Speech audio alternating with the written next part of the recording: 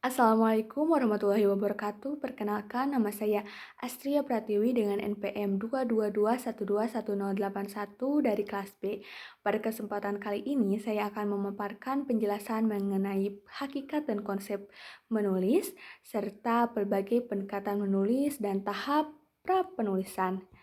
Pembahasan yang pertama yang akan dibahas mengenai pengertian menulis. Seperti yang telah kita ketahui, menulis pada dasarnya merupakan suatu bentuk komunikasi berbahasa yang menggunakan simbol-simbol tulis sebagai mediumnya.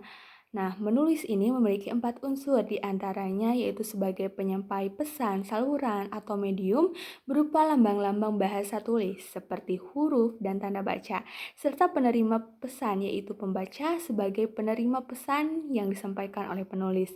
Nah, menulis ini memiliki sejumlah fungsi dan tujuan. Yang pertama, fungsi personal yaitu mengekspresikan pikiran, sikap, atau perasaan pelakunya yang diungkapkan melalui misalnya dalam surat atau buku harian. Yang selanjutnya itu fungsi instrumental, yaitu mempengaruhi sikap dan pendapat orang lain. Yang selanjutnya fungsi interaksional, yaitu menjalin hubungan sosial. Yang selanjutnya fungsi informatif, yaitu menyampaikan informasi termasuk ilmu pengetahuan. Dan yang terakhir yaitu fungsi estetis, yaitu untuk mengungkapkan atau memenuhi rasa keindahan. Yang selanjutnya itu manfaat menulis. Menurut Graves, menulis memiliki beberapa manfaat. Yang pertama yaitu mengembangkan kecerdasan, selanjutnya mengembangkan daya inisiatif dan kreativitas, menumbuhkan kepercayaan diri dan keberanian, dan menulis ini mendorong kebiasaan serta memupuk kemampuan dalam memunculkan, mengumpulkan, dan mengorganisasikan informasi. Yang selanjutnya yaitu faktor penyebab orang tidak suka menulis. Menurut Graves, faktor penyebab orang tidak suka menulis diantaranya yaitu orang enggan menulis karena tidak tahu untuk apa ia menulis. Yang selanjutnya orang enggan menulis karena merasa tidak berbakat dalam menulis. Yang ketiga, orang enggan menulis karena merasa tidak tahu bagaimana cara menulis. Tentu saja alasan itu sekilas seperti mengada-ngada. Yang selanjutnya yaitu pendapat keliru tentang menulis. Yang pertama, menulis itu mudah. Kata sebagian orang, menulis itu mudah, tetapi mengarang dalam kepenulisan tidak semata hanya mengandalkan teori. Ia juga merupakan sebuah kumpulan atau akumulasi dari kemampuan yang terdiri dari berbagai daya, seperti daya pikir, daya nalar, dan daya rasa. Yang selanjutnya itu kemampuan menggunakan unsur mekanik bahasa merupakan inti dari menulis. Sebuah karangan mesti memiliki isi atau pesan yang disampaikan kepada pembaca, tentunya seperti itu. Yang ketiga yaitu menulis itu harus sekali jadi. Dalam menulis kita harus melakukan persiapan, kemudian menulis apa yang dapat kita bisa tulis hingga bisa menjadi suatu produk tulisan. Nah, dalam hal itu kita baru bisa menyunting dan memperbaiki kemudian.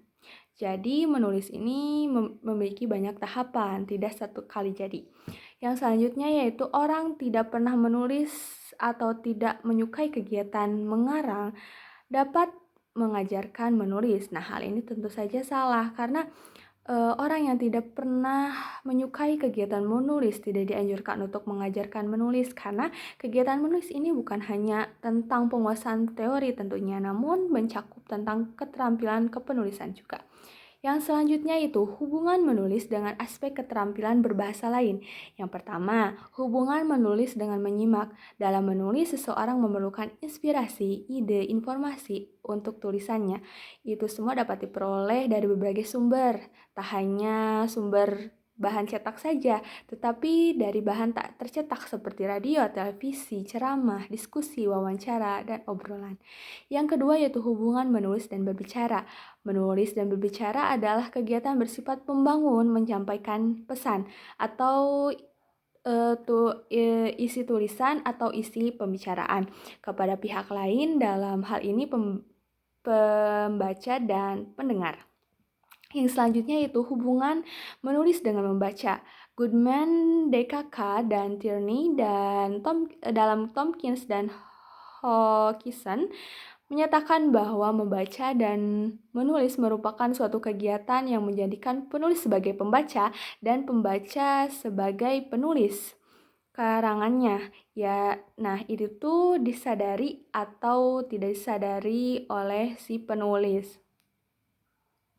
Karena penulis akan melihat dan menilai apakah tulisannya menyajikan sesuatu yang berarti, layak saji, menarik, dan enak dibaca atau tidak. Sementara itu, pembaca sebagai penulis, maknanya ketika kegiatan membaca berlangsung, si pembaca melakukan aktivitas seperti dilakukan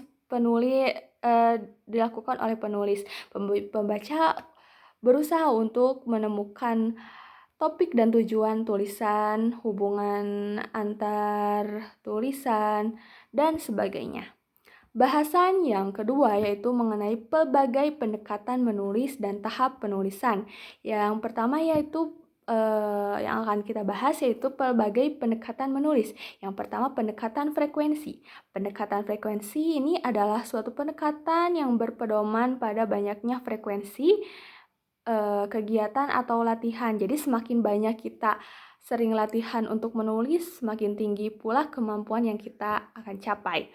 Yang kedua yaitu pendekatan gramatikal. Pendekatan gramatikal ini diasumsikan bahwa pengetahuan dan penguasaan seseorang akan struktur bahasa akan mempercepat kemahirannya dalam menulis. Nah, artinya ketika kita banyak membaca dan menemukan kata-kata yang lazim digunakan dalam bahasa tulis, maka kita akan terbiasa menggunakan kata-kata tersebut dalam menciptakan suatu bentuk tulisan. Yang selanjutnya itu pendekatan koreksi. Pendekatan koreksi ini berkeyakinan bahwa banyaknya koreksi atau masukan yang diperoleh seseorang akan tulisannya dapat mempercepat penguasaan kemampuan dalam menulis. Dan yang terakhir yaitu pendekatan formal. Pendekatan formal ini mengungkapkan bahwa perolehan keterampilan menulis terjadi bila pengetahuan bahasa, pengalineaan, pewacanaan, serta konvensi dari atau aturan penulisan dikuasai dengan baik. Yang selanjutnya yaitu tahap pra-penulisan. Nah, tahap pra-penulisan ini mencakup yang pertama yaitu menentukan topik. Topik adalah pokok persoalan atau inti permasalahan yang akan kita bahas dalam penulisan.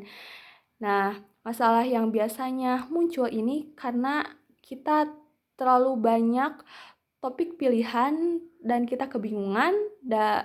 Yang selanjutnya itu kita banyak pilihan topik tetapi kita kurang menguasai topik tersebut. Dan yang terakhir kita sama sekali tidak memiliki opsi untuk memilih suatu topik. Yang kedua yaitu menentukan tujuan menulis. Nah, hal ini tentunya sangat penting ya, karena hal tersebut akan berpengaruh juga kepada anggapan pembaca terhadap isi tulisan. Yang selanjutnya yaitu memperhatikan sasaran karangan. Dalam hal ini kita harus mengetahui dan memperhatikan kepada siapa kepenulisan kita, produk kepenulisan kita akan ditujukan. Begitu. Disesuaikan dengan pendidikan, usia, dan lain sebagainya. Yang selanjutnya itu mengumpulkan informasi pendukung. Nah, hal ini sangat diperlukan karena akan berfungsi untuk mendukung tulisan kita, terutama dari pendapat para ahli. Yang terakhir yaitu mengorganisasikan ide dan informasi. Dalam melakukan kegiatan menulis ini, kita harus membuat suatu kerangka karangan dalam kepenulisan agar kepenulisan kita itu terorganisasi atau tersusun dengan baik. Nah, mungkin itu saja yang dapat saya sampaikan. Terima kasih.